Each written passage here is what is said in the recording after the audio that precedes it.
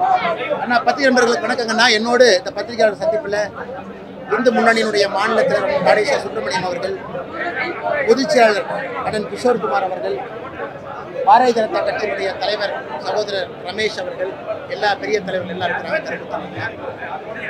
ஆனால் 2-3 விஷயங்களை உங்களுக்கு வைக்க வேண்டும் என்பது எங்களுடைய ஆசை. தமிழகத்தில் எல்லா இடத்திலும் கூட விசர்ஜன் மிக சிறப்பாக நடந்து கொண்டிருக்கிறது. விநாயகர் இந்து முன்னணி இயக்கம் மிகச் சிறப்பாக தமிழ்நாடு முழுவதும் நம்ம பார்த்துக்கிட்டு இருக்கோம். மிகச் சிறப்பாக அனைத்து இடத்திலும் கூட பக்தர்களை ஒருங்கிணைத்து அவர்களுக்கு அற்புதமான ஒரு வழிவகையை ஏற்படுத்தி பொதுமக்கள், குறிப்பாக பெண்கள் இந்த ஆண்டு மிக அதிக அளவில் வந்து வீதிக்கு வந்து வீட்டில் இருக்கக்கூடிய விநாயகரை எல்லாம் கொண்டு வந்து இந்து முன்னணியினுடைய பந்தலுக்கு கொண்டு வந்து அதை கரைப்பதற்கு மிகச் சிறப்பாக எடுத்து சென்று கொண்டிருக்கிறார்கள். கோயம்புத்தூரும் ஒரு சான்று. இன்னைக்கு நாம 10 நண்பர்கள்ட்ட 2-3 விஷயம் மட்டும் வைக்கிறோம். தமிழகத்தினுடைய பொறுப்பு டிஜிபியாக திரு வெங்கட்ராமன் அவர்கள் இன்று பொறுப்பேற்றிருக்கிறார். இதற்கு முன்பு இருந்த டிஜிபி திரு சங்கர் ஜிவால் அவர்கள் ஓய்வு பெற்றிருக்கிறாங்க. அவங்க புது பொறுப்புக்கு போயிருக்காங்க. ஓய்வு பெற்றதற்காக எங்களுடைய வாழ்த்துக்களை தெரிவித்துக் கொள்கின்றோம். எப்பொழுதுமே இல்லாத அளவுக்கு தமிழகத்தில் ஒரு டிஜிபியை நியமனம் செய்யாம முதலமைச்சர் அவர்கள் கடைசி நேரத்தில் ஒரு கோப்பில் பொறுப்பு டிஜிபி என்கின்ற ஒரு கோப்பில் கையெழுத்து போட்டுட்டு கிளம்பிட்டாங்க ஜெர்மனிக்கு. யூபிஎஸ்சி சுப்ரீம் கோர்ட்டினுடைய கைட்லைன் படி ஒரு டிஜிபி பொறுப்பேற்ற பிறகு குறைந்தபட்சம் 2 ஆண்டுகள் அந்த டிஜிபி கொடுக்கணும். ரிட்டையர் ஆகிறதுக்கு 6 மாதம் இருக்கும் பொழுது மாநில அரசு ஒரு பட்டியலை தயார் செய்து யூபிஎஸ்சிக்கு அனுப்பணும். 5 பேர் இருக்கக்கூடிய பட்டியல். யூபிஎஸ்சியிலிருந்து 3 பேர்த்த தீர்மானம் செய்து மாநில அரசுக்கு அனுப்பி வைக்கும். முதலமைச்சருக்கு 3ல் யாரு வேண்டுமானாலும் டிஜிபியா நியமனம் செய்வதற்கு அதிகாரம் இருக்கு. இது உச்சநீதிமன்றம் 2010 இதை வரைமுறைப்படுத்தி இருக்கிறார். ஆனா சங்கர் ஜிவால் அவர்கள் இன்னைக்கு ரிட்டையர் ஆகிறாங்கன்னு தெரிஞ்சு 6 மாதத்திற்கு முன்பிருந்து எந்த கோப்பையும் தயார் செய்யாம 6 சீனியரை பைபாஸ் பண்ணி 6 மூத்த காவல்துறை அதிகாரிகளை பைபாஸ் பண்ணி சீனியாரிட்டி ஆர்டர்ல 7ஆவதாக இருக்கக்கூடிய திரு வெங்கட்ராமன் அவரை பொறுப்பு டிஜிபியாக இந்த பணியில் அமர்த்த வேண்டிய கட்டாயம் என்ன, அவசியம் என்ன? இதனால் 6 ஐபிஎஸ் அதிகாரிகளுக்கு சீனியாரிட்டியில பிரச்சனை வருது. குறிப்பாக சீமா அகர்வால் அவர்கள், சந்தீப் ராய் ரத்தோர் அவர்கள், அபய்குமார் சிங் அவர்கள், வன்னிய பெருமாள் அவர்கள், ராஜீவ் குமார் அவர்கள், பிரமோத் குமார் அவர்கள், இவங்க எல்லாமே 6 பேர் இதுக்கு மேல இருக்காங்க. ஆனால் இன்னைக்கு தமிழகத்தினுடைய பொறுப்பு டிஜிபி காலையில அந்த பொறுப்பேற்கக்கூடிய விழாவில் 8 டிஜிபி பங்கேற்கல். அவருக்கு மேல சீனியாரிட்டியில் இருக்கிற 6 பேரும், அவருக்கு கீழே இருக்கிற 2 பேர் 8 டிஜிபி புறக்கணித்திருக்கின்றார்கள்.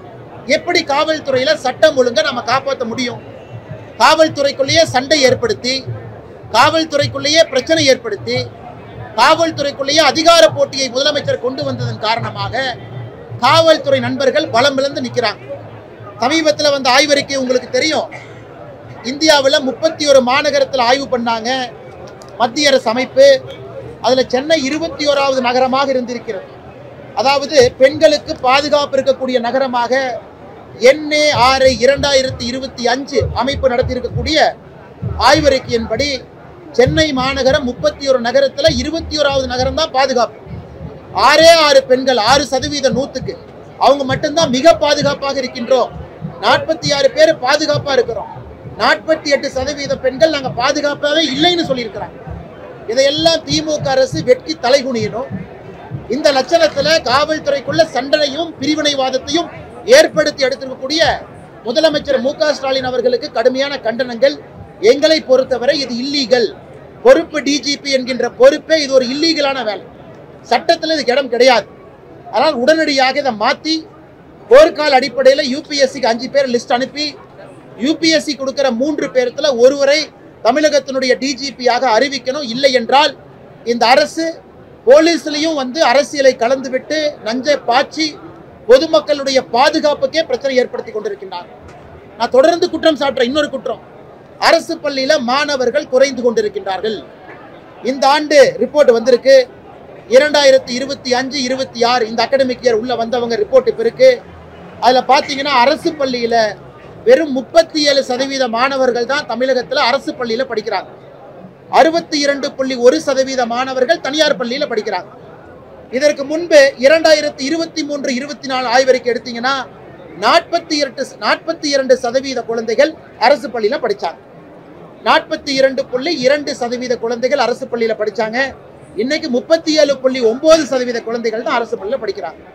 திமுக அரசு வந்த பிறகு கடந்த 3 ஆண்டுகள்ல மட்டுமே 5% குழந்தைகள் அரசு பள்ளியில குறைந்து தனியார் பள்ளியில அதிகமாக இருக்கிறாங்க. இதான் அவங்க அரசு பள்ளி நடத்தக்கூடிய லட்சணம். அதற்கு ஒரு கல்வித்துறை அமைச்சர் அன்பில் மகேஷ் பொய்யாமொழி இருக்கிறாங்க. இவ்வளவு பில்டப், இவ்வளவு பட்ஜெட். அரசு பள்ளியை உங்களால காப்பாற்ற முடியல, அரசு பள்ளியில தரத்தை கொடுக்க முடியவில்லை என்றால் எதற்காக சமக்கல்வி, சமூக நீதி கல்வின்னு எதற்காக வாய்களிய பேசுறீங்க? இதற்கும் அரசு பொறுப்பேற்று பதில் சொல்லணும். வேறு வேறு மாநிலங்கள்ல அரசு பள்ளி மாணவர்கள் அதிகரிக்கிறாங்க. உதாரணம் உத்தரப்பிரதேசம். ஆனா தமிழகத்தில் அரசு பள்ளி மாணவர்கள் குறைவதற்கான காரணம் என்ன? எதற்காக அதிக பணம் கொடுத்து, கட்டணம் கொடுத்து தனியார் பள்ளிக்கு அவங்க போகணும்? மூன்றாவது, சிவகங்கையில, வைகை நதியில, திருப்புவனத்துல உங்களுடன் ஸ்டாலின் வந்த பெட்டிஷன்லாம் ஆத்துல போட்டதை பார்த்தோம். இன்னைக்கு வட்டாட்சியர் வந்து கம்ப்ளைண்ட் கொடுத்திருக்காரு. ஆபீஸ்ல வச்சுதான் எவ்வளவு திருடிட்டு போயிட்டாங்க. வெட்கமா இல்லையா? இந்த மாதிரிலாம் சொல்றீங்க, மக்கள் இதை நம்பணும்னு நினைக்கிறீங்களா? வட்டாட்சியர் அலுவலகத்துக்குள்ள பூட்டு போட்டு திருடி இருந்தா அன்னைக்கே உங்களுக்கு தெரிஞ்சிருக்கும். பூட்டை உடைச்சு ஆத்துல வீசினதுக்கு அப்புறம் நாங்கள்லாம் அது உங்க கவனத்துக்கு கொண்டு வர்றோம், பத்திரிகை நண்பர்கள் கவனத்துக்கு கொண்டு வரோம்.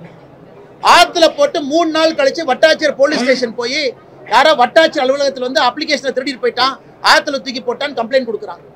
தமிழ்நாடு முழுவதுமே இந்த உங்களுடன் ஸ்டாலின் என்பதே ஒரு ஃப்ராடு திட்டம்.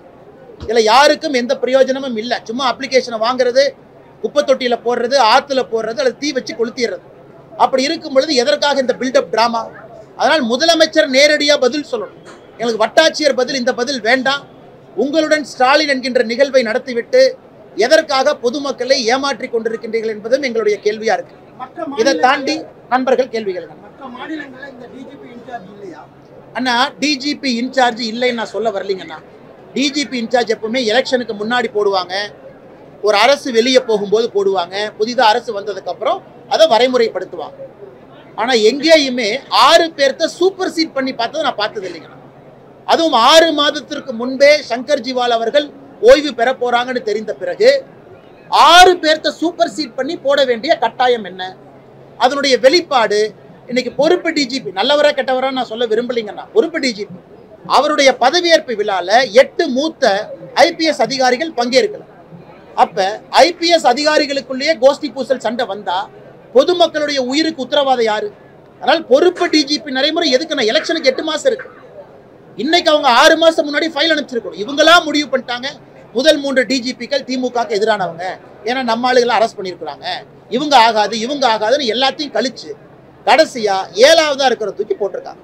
இதை வன்மையாக கண்டிக்கின்றோம். முதலமைச்சர் பதில் சொல்லணும். சரி, சங்கர் ஜிவால் அவங்க ரிட்டையர் ஆயிட்டாங்க.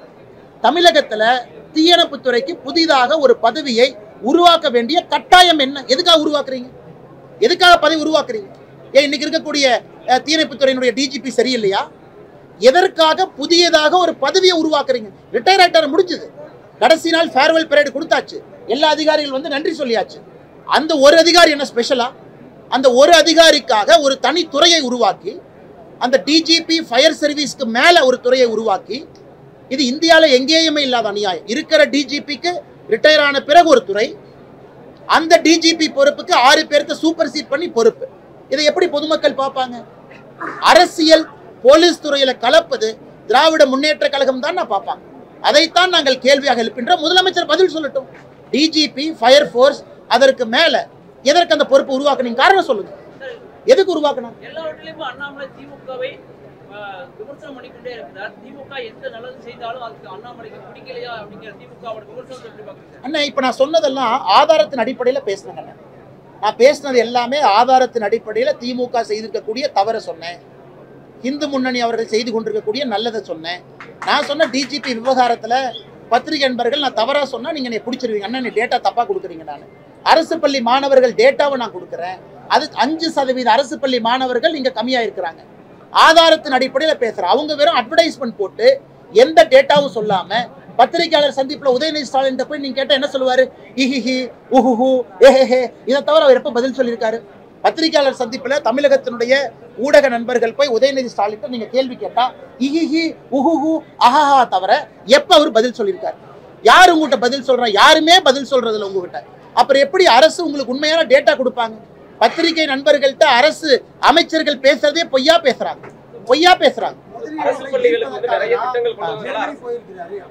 அண்ணா இவர் 10 லட்சம் கோடி ரூபாய் முதலீடு ஈர்த்திருக்கிறோம் அப்படிங்கிறார். வெள்ளை அறிக்கை கொடுங்க. 10 லட்சம் கோடி எங்க? இந்தியாவில் தமிழகம் இன்னைக்கு 7வது இடத்துல இருக்கு முதலீடு ஈர்த்தது. ஏதோ ஒரு கார் கம்பெனி, ஒரு டயர் கம்பெனி, ஒரு நட்டு கம்பெனி, ஒரு போல்டு கம்பெனிக்கு வெளியே ஒரு எலுமிச்சம்பழத்தை புழிஞ்சுட்டு இந்த விவேக் சொல்லுவார் இல்லைங்க, 700 ஸ்பேர் பார்ட்ஸ்ல ஓடாத ஒரு லாரி எலுமிச்சம்பழத்துல ஓடுதுன்னு. அந்த மாதிரி ஒரு நட்டு கம்பெனி, போல்டு கம்பெனிக்கு போயிட்டு அதை மட்டும் போட்டோ எடுத்து பத்திரிகை நண்பர்கள்ட்ட ஏமாத்த பாக்குறாங்க. இங்க இவங்க வந்துட்டாங்க, அவங்க வந்துட்டாங்க. உத்தரப்பிரதேசம், குஜராத், மகாராஷ்டிரா, தெலங்கானா பாருங்க, ஆந்திரா பாருங்க, எவ்வளவு நிறுவனங்கள் அங்க போறாங்க. அதனால் ஏமாற்றுகின்ற வேலை 10,26,000 கோடி, 10.26 lakh crore அவங்க அதிகாரப்பூர்வ கணக்கு. வெள்ளை அறிக்கை கொடுங்க. எப்ப வந்துச்சு, எங்க வந்துச்சு, பில்டிங் ஆயிடுச்சா, செங்கல் வச்சாச்சா? இன்னைக்கு முதலமைச்சர் ஜெர்மனி போக வேண்டிய அவசியம் என்ன, லண்டன் போக வேண்டிய அவசியம் என்ன? சரி, ஒருவேளை ரிட்டையர்மெண்ட் ஹாலிடேவை எடுத்துக்கிட்டா எனக்கு சந்தோஷம். 2026 மே மாசத்துல நமக்கு ரிட்டையர்மெண்ட் தமிழக மக்கள் கொடுக்க போறாங்க, நம்ம ரிட்டையர்மெண்ட் ஹாலிடே போலாம். என்ன ஆனாலும் என்ன லாபங்கண்ணா? மத்திய அரசு இருக்கு, தொழில் ஈட்ட வேண்டியது அவங்க பொறுப்பு. இன்வெஸ்ட் இந்தியா இருக்கு, அவங்க பண்ணுவாங்க. தமிழ்நாட்டுக்குள்ள அந்த கம்பெனி நுழையும் பொழுது பிரச்சனையை சரி செய்வதுதான் இன்வெஸ்ட் தமிழ்நாட்டினுடைய வேலை. நீங்க அங்க போறது வேலை கிடையாது. சரி போங்க. மோடி அவர்களும் குஜராத்தினுடைய முதலமைச்சராக இருக்கும்போது ஜப்பான், சைனா போய் பணம் கொண்டு வந்தார். அதுக்காக நான் நீங்க போறது தப்புன்னு சொல்ல, போனதுக்கு வெள்ளை அறிக்கை கொடுங்கன்னு கேட்கிறேன். 10,26,000 கோடி ரூபாய்க்கு வெள்ளை அறிக்கை கொடுங்க. நட்டு போல்ட்டு எலுமிச்சம்பழத்தை தவிர என்ன கொண்டு வந்தீங்கன்னு காட்டுங்க. இல்லாட்டி 750 ஸ்பேர் பார்ட்ஸ்ல ஓடாது, முன்னாடி மாட்ட எலுமிச்சம்பழத்துல ஏன்னா ஓடும். நான் கேட்கல, மக்கள் கேட்கலாம். அமெரிக்கா வரி விதிப்புல 50% cotton industry, so many sectors எல்லாமே வந்து பயங்கர லாஸ். சென்ட்ரல் கவர்மெண்ட் என்ன பண்ணுது? ஆனா நிதி அமைச்சர் அவங்க கிட்ட நேத்து நம்முடைய பாரதிய ஜனதா கட்சியினுடைய தொண்டர்கள், தலைவர்கள் எல்லாம் சென்னையில ஒரு நீண்ட விவாதம் நடத்தினாங்க. மாநில தலைவர்லாம் இருந்தாங்க. இன்னைக்கு நம்முடைய மத்திய அரசு போர்க்கால அடிப்படையில் அமெரிக்காவுக்கு இங்கிருந்து நாம் எக்ஸ்போர்ட் செய்யற நம்முடைய இது பார்த்தீங்கன்னா 5ல் கிட்டத்தட்ட 1%, 20-22% இன்னைக்கு அமெரிக்காவுக்கு மட்டும் போகுது. ஸோ 50% வரி விதிப்பு என்பது நிச்சயமா இங்க இருக்கக்கூடிய ஏற்றுமதியாளர்களுக்கு அது ஒரு பின்னடைவு தான். அதில் எந்த மாற்று கருத்து இல்லை. ஆனால் அரசு இதை உணர்ந்து தயார்படுத்த ஆரம்பிச்சிட்டாங்க. புதிதாக 40 கண்ட்ரீஸ் கிட்ட புரிந்துணர்வு ஒப்பந்தம், இந்த புது மார்க்கெட்டை உருவாக்குவதற்கான முயற்சியில் நம்முடைய அரசு இறங்கி இருக்கிறாங்க. பியூஷ் கோயல் அவர்கள் நேற்று டெல்லியில் கூட பேசினாங்க. அதனால் எனக்கு நம்பிக்கை இருக்கு, நம்முடைய ஏற்றுமதியாளர் நண்பர்கள், குறிப்பாக திருப்பூர், குறிப்பாக கோயம்புத்தூர், இந்த பகுதியில் இருக்கக்கூடிய ஏற்றுமதியாளர்களுக்கு அவங்க போட்டிருக்கக்கூடிய ஃபார்வர்டு கான்ட்ராக்ட் என்ன இருக்கோ பிரச்சனை நடக்கும். அதனால் நீங்கள் இந்த நேரத்தில் அன்பான வேண்டுகோள், தைரியமாக இருங்க, கொஞ்சம் பொறுமையாக இருங்க. அரசு உங்களுக்காக போர்க்கால நடவடிக்கையில் இறங்கி இருக்கிறது. இன்னும் சில வாரங்களில் இதற்கான மாற்று வசதி இது ஒன்றுங்களா. ரெண்டாவது, இன்னைக்கு பேசல் நாம்ஸ் மாற்றணும், ஜிஎஸ்டி நாம்ஸை தளர்த்தணும். செப்டம்பர் 2-3 ஜிஎஸ்டி கூட்டம். அதில் நிச்சயமாக ஒரு பெரிய மகிழ்ச்சிகரமான ஏற்றுமதியாளர்களுக்கு எல்லோருக்குமே சந்தோஷப்படக்கூடிய நிகழ்வு ஜிஎஸ்டி மீட்டிங்கில், கவுன்சில் மீட்டிங்கில் நடக்குங்கிற நம்பிக்கை. அதன் பிறகு வங்கி, Reserve Bank of India, dollar 88 ரூபாயில் இருக்குது. ரிசர்வ் பேங்க் ஆஃப் இந்தியா கண்டிப்பாக கட்டுப்படுத்துவதற்கான நடவடிக்கை அவங்க எடுக்க ஆரம்பிச்சிருக்கிறாங்க. ஏன்னா ஒரு பக்கம் டாலர் ஏறனால ஏற்றுமதியாளர்களுக்கு நன்மை, ஆனால் டாலர் ஏறனால இறக்குமதியாளர்களுக்கு பிரச்சனை. அதை நிச்சயமாக ஆர்பிஐ கணக்கில் எடுக்கும். ஆனால் சகோதரர் கேட்கிற கேள்வி நியாயமானது தான், எல்லோருக்குமே ஒரு பயத்தை ஏற்படுத்தியிருக்கு. அதே நேரத்தில் அமெரிக்காவுடைய அதிபர் ட்ரம்ப் அவர்கள் சம்பந்தமே இல்லாத போட்டிருக்கக்கூடிய 50%, யாரும் இதை ஏற்றுக்க மாட்டாங்க. ஒரு நாட்டை மிரட்டி அடிபணிய வைத்து ஒரு அந்நிய நாட்டினுடைய கைக்கூலியாக இருக்க வேண்டும் என்பதற்காக போடப்பட்ட 50% பேசுவது எளிது, கம்பெனி நடத்தவங்களுக்கு இது கஷ்டம். அதை நிச்சயமாக நான் உணர்றேன். நிச்சயமாக மத்திய அரசு கூட இருந்து இன்னும் சில வாரங்களில் அவர்களுக்கு இருக்கக்கூடிய பிரஷரை ஈஸ் அவுட் ஆகுங்கிற முழு நம்பிக்கை எங்களுக்கு இருக்கு. பாஜக நிர்வாகிகள் கூட்டத்தில் உங்களை சுத்தியே ஏராளமான குற்றச்சாட்டுகள் வைக்கப்பட்டதா சொல்லப்படுது. இது எப்படி பாக்குறீங்க? இதுக்கு என்ன பதில் சொல்றீங்க? விடுங்கன்னு அரசியல் எல்லாம் இருக்கிறதா? 4 பேர் நல்லவன் சொன்னா 4 பேர் கெட்டவன் சொன்னா. பழனிசாமி வந்து ஒரு தற்கூரி, அவருக்கு முதலமைச்சராக தகுதி இல்லைன்னு ஏற்கனவே நீங்க விமர்சனம் பண்ணிருக்கீங்க. இப்ப வந்து அவருக்கு ஆதரவு சொல்றீங்க. அப்ப தமிழ்நாடு மக்களுக்கு ஒரு அண்ணா ஒரு நிமிஷம், நான் இந்த கட்சியினுடைய தொண்டங்கண்ணா, அதை ஃபர்ஸ்ட் புரிஞ்சுக்கணும். தலைவர் வந்து அப்புறம் ஒரு தொண்டனாக இருக்கும் பொழுது ஒரு கட்சி முடிவெடுத்திருக்கிறாங்க, தலைவர்கள் முடிவெடுத்திருக்கிறாங்க, அதை செயல்படுத்த வேண்டிய கட்டாயம் எனக்கு இருக்கு. அதனால தான் கடமை என்கின்ற வார்த்தையை பயன். என் கடமை, கட்சி சொல்லிட்டாங்க, மோடி ஐயா சொல்லிட்டாங்க, என்னுடைய கடமை. இதுல வந்து தொண்டர்கள் வந்து நமக்குள்ள கருத்து வேறுபாடுகள் இருந்தால் ஒரு கட்சி கட்டுக்கோப்பா இருக்காதுங்கண்ணா. அதனால் அந்த பிரச்சனை முடிஞ்சது. எங்களுடைய கடமை, தலைவர்கள் சொல்லிட்டாங்க, செய்ய வேண்டியது அண்ணாமலை என்கின்ற அந்த தொண்டனுடைய பொறுப்பு. ரெண்டாவதுங்கண்ணா, நேற்று ஐயா ஜி.கே. மூப்பனார் அவர்கள் மறைந்து 24 ஆண்டுகள் ஆச்சு. அந்த நிகழ்ச்சிக்கு அண்ணன் ஜி.கே. வாசன் அவர்கள் அழைச்சிருந்தாங்க. எல்லாத்தையும் தனித்தையும் அழைச்சிருந்தாங்க. மேடைக்கு போகும்பொழுது இருக்கை போட்டிருந்தாங்க. ஜி.கே. வாசன் அண்ணன் சொன்ன இருக்கையில நான் அமர்ந்திருந்தேன். அவ்வளோதாங்கண்ணா. அதனால அரசியல் எதுவும் கிடையாது. எல்லாத்து மேலே எனக்கு அன்பு இருக்குங்கண்ணா, பண்பு இருக்கு, பாசம் இருக்கு. உங்களுக்கு தெரியும், எனக்கு தனிப்பட்ட முறையில் கோபம் இருக்கு, ஆற்றாமை இருக்கு, வேற இடத்துல இருக்கு, திமுக இருக்கு. நான் கூட ஒரு திமுக அமைச்சரை பார்த்தாலும் கூட மரியாதை கொடுக்கக்கூடியவன் நான். அது வேற இது வேறங்கண்ணா. அதனால என்னை பொறுத்தவரை அண்ணாமலை என்கின்ற தொண்டன் கட்சி சொன்னதை கேட்டு செயல்படுத்தி கொண்டிருக்கிறார். மிகுந்த மகிழ்ச்சிங்கண்ணா. 7 ஆண்டுகள் ஆன பிறகு பாரத பிரதமர் நரேந்திர மோடி அவர்கள் இன்னைக்கு சீனாவில் அதிபரை சந்திச்சிருக்கிறாங்க. அதில் சீனாவினுடைய அதிபர் பேசினது ரொம்ப முக்கியத்துவம். நண்பர்கள், நீங்கள் அதை டிவியில் போட்டீங்க. ஆசிய கலாச்சாரத்தில் 2 முக்கியமான நாடுகள் நண்பர்களாக இருக்க வேண்டிய கட்டாயம் நமக்கு இருக்குங்கிறார். அப்போ சீனாவினுடைய அதிபர் உணர்ந்திருக்கிறாரு, இந்தியாவும் சீனாவும் சண்டை போடக்கூடாது, சீனா தேவையில்லாத பிரச்சனை பண்ணக்கூடாதுன்னு உணர்ந்திருக்கிறாரு. வருகின்ற இந்த நூற்றாண்டு என்பது ஆசிய கண்டங்களுடைய நூற்றாண்டு. It is century of Asia. நிச்சயமாக இந்தியாவும் சீனாவும் வலிமையாக இறங்கி வரும் பொழுது அது உலகத்தில் எந்த நாடு நம்மை கைக்கூலியாக மாற்ற நினைத்தாலும் அவர்களுக்கு அது ஒரு படிப்பனையாக மாறும். இன்னைக்கு SCO மீட்டிங் போயிட்டு இருக்கு. இந்தியா இருக்கிறாங்க, பிரதமர் மோடி ஐயா இருக்கிறாங்க, சீனா அதிபர் இருக்கிறாங்க, ஜி இருக்கிறாங்க, ரஷ்ய அதிபர் புட்டின் இருக்கிறாங்க. 3 உலக தலைவர்களும் ஒரே நேரத்தில் இருக்கிறாங்க. இது மற்ற உலக நாடுகளுக்கும் ஒரு எச்சரிக்கை மணி. இந்தியாவை நீங்க நசுக்க நினைச்சீங்கன்னா இந்தியாவிற்கும் வழி தெரியும் என்பதை பிரதமர் அவர்கள் காட்டிக் கொண்டிருக்கின்றார்கள். அதனால் நிச்சயமாக நல்லது நடக்கும்.